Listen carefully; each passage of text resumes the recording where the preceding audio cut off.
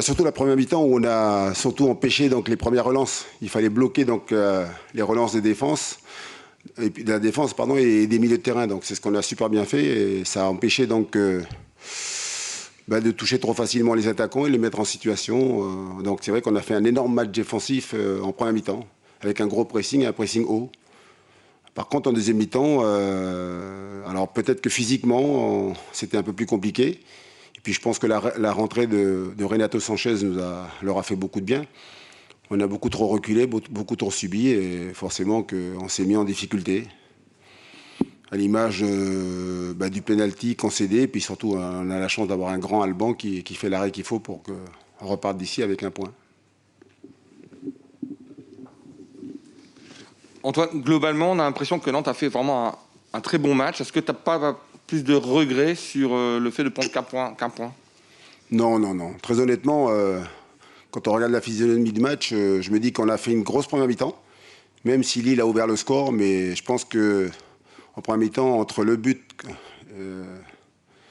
on égalise avec le but, et puis surtout donc, derrière les situations, on a eu pas mal de situations, une frappe sur le poteau, il y a un penalty qui est très litigieux, voilà, et puis pas mal de situations.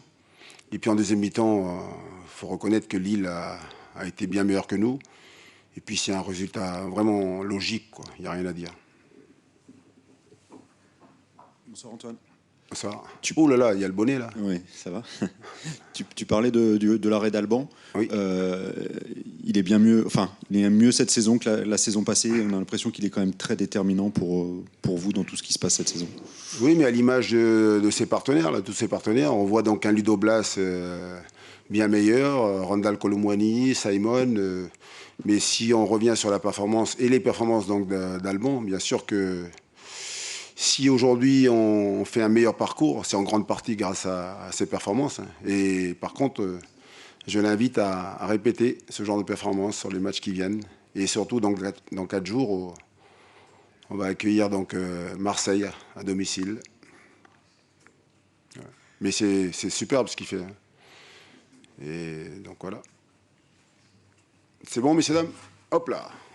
Allez-y. Bonjour Antoine, excusez-moi, c'est juste par rapport à l'action du pénalty litigieux. Oui. Je suppose que c'est celle où le ballon passe au-dessus avec Thiago Diallo.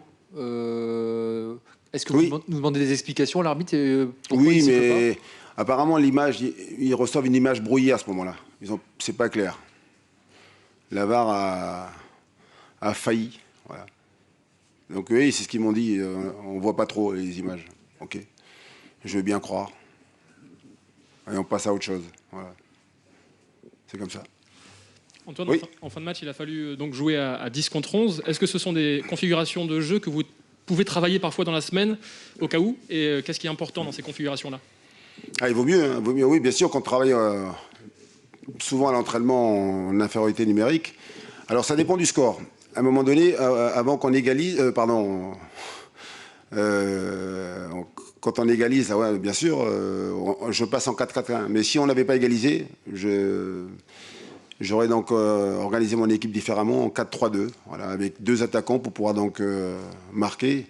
Et c'était parti pour faire ces changements-là. Et puis finalement, voilà, et le but. Mais c'est vrai qu'en deuxième mi-temps, voilà, quelle que soit l'organisation, je pense qu'il faut mettre en avant surtout l'état d'esprit.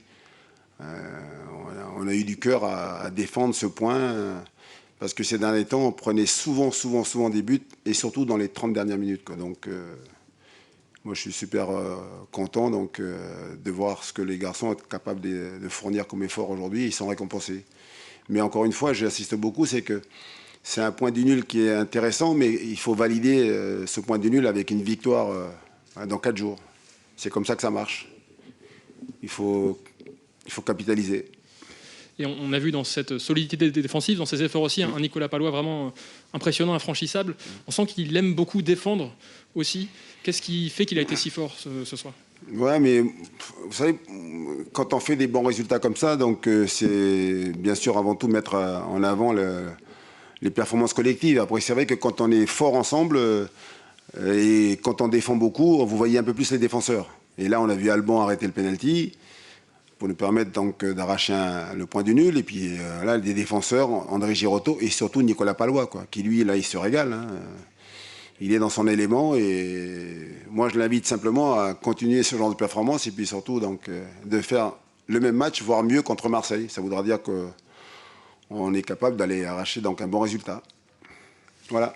Merci à vous.